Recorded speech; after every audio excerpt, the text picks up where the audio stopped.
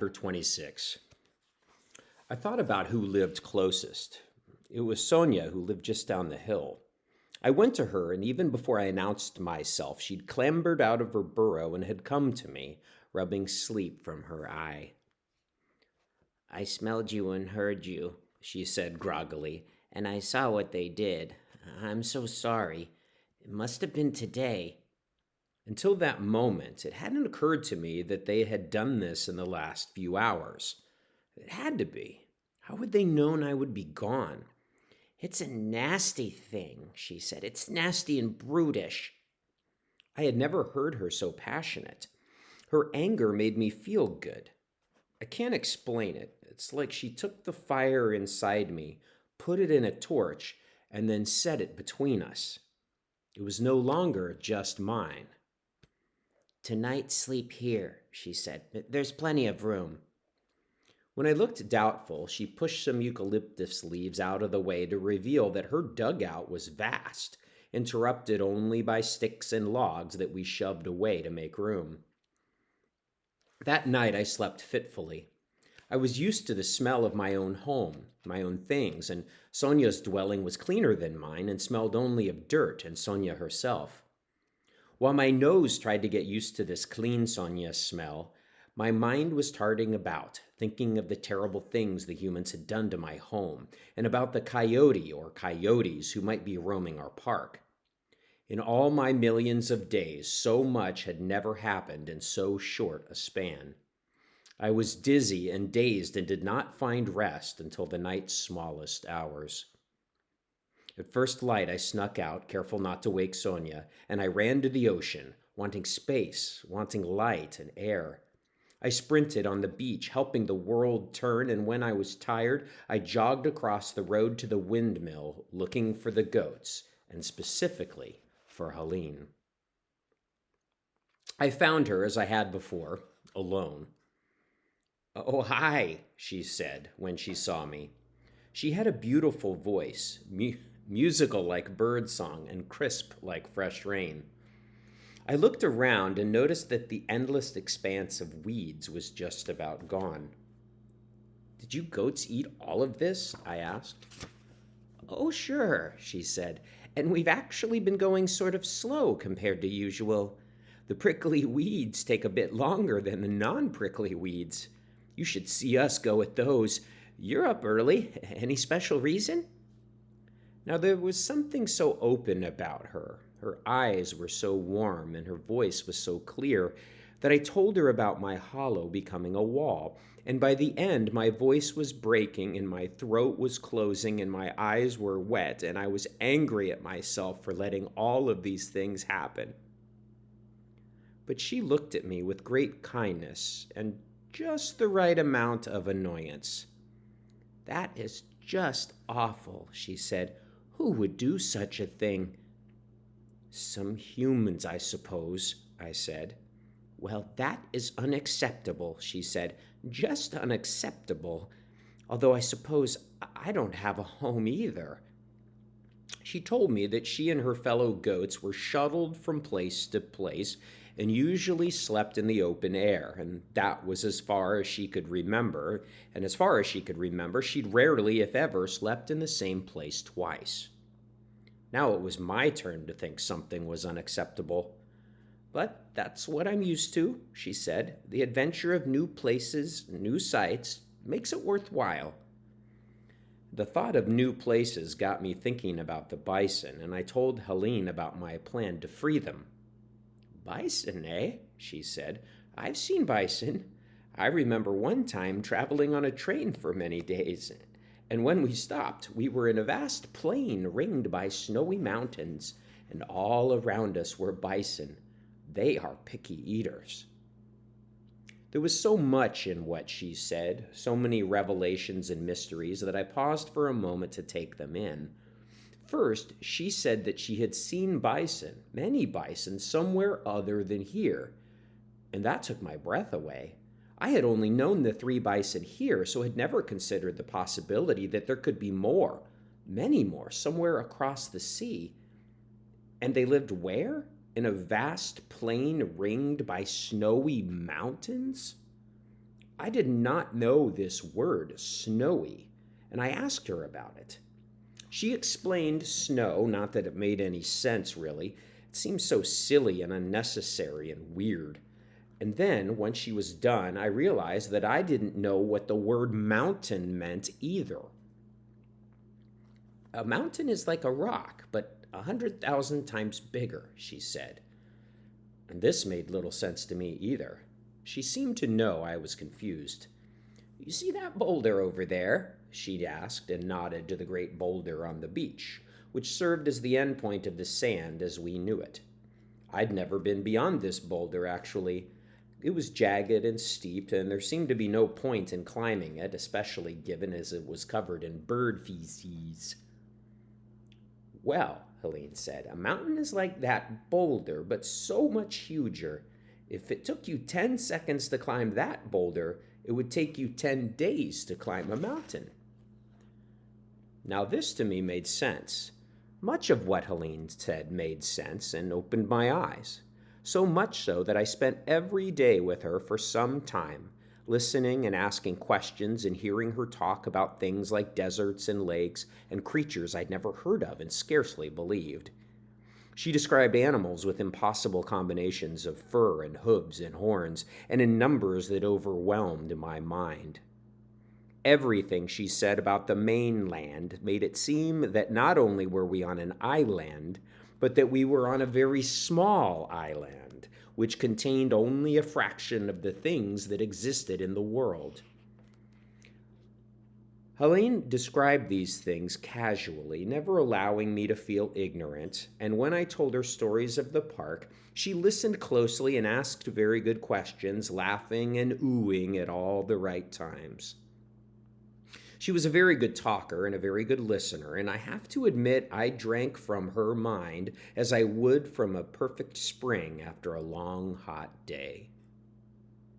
For the next dozen days, I was still doing my rounds and still reported to the bison each day, but afterward I would return to Helene to hear more about all that I did not know. And because I no longer had a home, these nights I slept near Helene.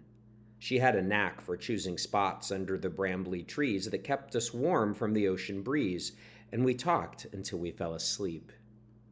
Then, almost immediately, I would go on dreaming of all that she'd said. And the next day we'd begin again. Usually at some point while we talked, I would catch a familiar shadow crossing over us, and I knew it was Bertrand. He would fly over us high above, and I knew he saw us. And every time I would look at him and tell him to come say hello, to come chat with me and Helene, for I wanted very much for him to hear all I was hearing, to share his own stories with her. But each time, the moment I invited him to join us, he would glide away like he hadn't heard me. It was very unusual behavior for Bertrand, and I planned to ask him about it someday. On one of these occasions, when I was looking up at Bertrand's retreating silhouette, Helene saw my eyes to the sky, and she smiled. "You like the sun?" she asked. I found this to be a very strange question, one that I had never heard. The sun was the beginning of everything in the world, and gave me life, and gave life to all I knew, so yes, I thought, I like the sun. What's not to like? "Of course I like the sun," I said. "Actually, I love the sun. The sun is God." She laughed. I mentioned that Helene had scoffed once before, and scoffing is not the sound a friend makes. But this laugh was worse. By this time, I liked Helene a great deal, and I found her to be a fount of knowledge and spectacular stories. But her ability to make these mean sounds was a distinct problem. "I'm sorry," she said. "Did you say that the sun was God?" "Well, yes," I said, "and clouds are her messengers." "You don't say," she said. "What about rain?" "Rain is only rain," I said. All this was so elementary to me that I felt for a moment that Helene was joking with me. How could she not know these things? Island or mainland, these facts were foundational. Helene looked up at the sun, wearing an enigmatic smile. If you say so, she said, and went back to eating. I watched her chew for 10 or so heartbeats and then had to press her. You don't think the sun is God? I asked. Well, this is the first I've heard that, she said, which seemed to me an impossibility. But you could be right. Maybe it is God. Either way seems good. I didn't know where to start. Helen was referring to the sun as it instead of she, which was very bothersome to me. But more annoying than that was this bizarre idea, expressed so blithely, that the sun was not God, or that such an undebatable fact of existence was a maybe yes, maybe no question, like whether or not ducks were reliable or pupusas were delicious. Are you saying, I said, that there's a fiery orb in the sky that gives us all life, but that she isn't God? That she's just some random ball of fire? Now Helen stopped eating and looked warmly up at me. You're probably right, she said. It's just not a topic I've thought much about. It could be that the sun is God and makes everything nice and good. Or it could be that the sun is just like me or you or that boulder with the bird feces on it. Just another thing? I asked. I was so baffled and offended that I could barely form my words. Right, she said, oblivious to my baffled state. Not that it's not important, because it is, but the rest of all we know and see is important too. The ocean, the air, the land, the trees and sand and stones, even the worms, all things equal and equally important. And again, as if she'd been talking about food or fungus, she just went back to eating. And then another voice was heard. Who are you talking to, strange stripes? This was the voice of another goat who seemed to be on the other side of a thick bush, and his tone was mocking. A friend, Helen said to the voice on the other side of the bush, and then she turned to me and whispered, Is that okay that I called you a friend? And even though she had just said a bunch of things that rattled my mind and caused me some confusion and even hurt feelings, I very much liked Helen and said yes, considered her a friend. A new friend, which is a very exciting kind of friend. So, in answer to her question, I wanted to say, of course, and yes, and your voice fills me with happiness, and you fill me with images of freedom and adventure. But I only said, yeah, sure. Now, a second voice came from the bush. Strange Stripes has a friend? Well, this I gotta see. The second voice seemed unpleasant, more unpleasant than the first, and even more unpleasant was realizing that the other goats called my friend Helen by this ugly name, Strange Stripes. Now there was a rustling in the bush, which I took to mean that these two unpleasant goats were actually coming around to get a look at me, this new friend of Helen's. I was ready to stand my ground when they saw me, but I was also a bit afraid that they would say mean things to me, too. When they came around the bush, though, they immediately lowered their eyes and knelt like I was a king. Sir, one goat said. I was almost sure that he was talking to me. So sorry, sir, the other said. I was almost sure that the second one was talking to me, too. They were very deferential. It felt so odd, but also sort of good, having these recently cruel goats suddenly so worshipful and meek. I looked over to Helen, whose mouth had formed itself into the slightest smirk. We didn't realize who we were talking to, the first goat said. The shrubbery was in our way, the second said. We really meant no offense, sir. Your sirness, your powerfulness. Sorry. We really meant no disrespect, the first added. It was a very thick sort of shrubbery. I will explain. These goats and most goats are herd animals. They clump together and move as a group. And they usually have a different creature that moves them around, guides them and shoes them, and basically tells them where to go. And these moving around creatures are of two types, humans and dogs. I am a dog, you know this. So when those two goats saw me, they snapped in line. They bowed down. They were ready to obey, which meant that the rest of the goats would do the same. I didn't need them to snap in line or bow down or anything like that, but to have them treat Helen with dignity, I had that power. There are times in this life when I have been surprised by the words I say, the words that I should be wholly aware of and in control of, but sometimes they seem to be channeled from some other place, from the sky, from the past, from a nobler version of myself. And such a group of words came from my mouth at that moment.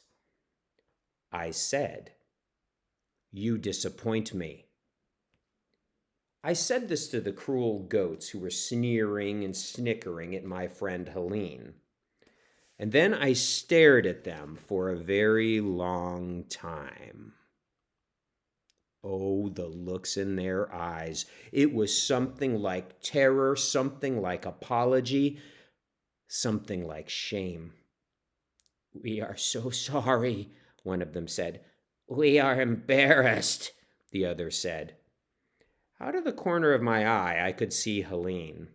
Her eyes were 1,000 times bigger than before. She couldn't believe what she was seeing and hearing. "I think you can do better," I said to the goats, and immediately they nodded so vigorously I feared that their heads would fall from their necks. "Thank you, sir," one said, "for taking the time to educate us." "And for your faith in us," said another.